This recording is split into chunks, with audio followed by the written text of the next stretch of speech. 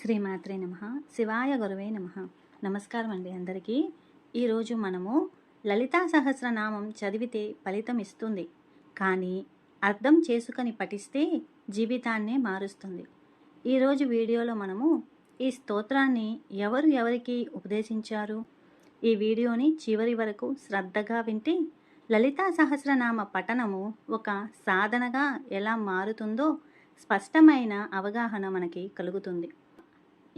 ఎవరికి ఈ స్తోత్రాన్ని ఉపదేశించారో మనం తెలుసుకుందాము. బ్రహ్మాండ పురాణంలో 36వ అధ్యాయమైన లలితోపాఖ్యానంలో లలితా సహస్రనామ స్తోత్రం ఉంది.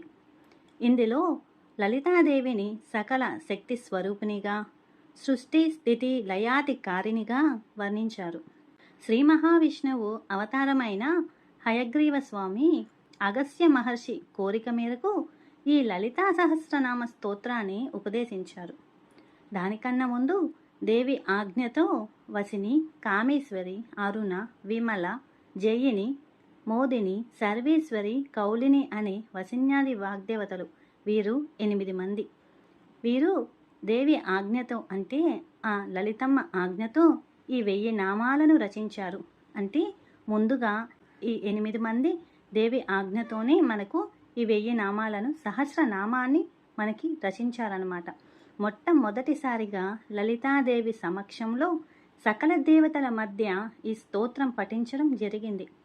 కాలక్రమేణా ఈ రహస్య జ్ఞానాన్ని హయగ్రీవ స్వామి తమిళనాడులోని తిరుమియాచూర్ అనే ఆలయంలో అగస్త్య మహర్షికి ఉపదేశించారు. ఈ ఉపదేశాన్ని మహర్షి వేదవ్యాసుడు బ్రహ్మాండ పురాణంలో నిక్షిప్తం చేశారు.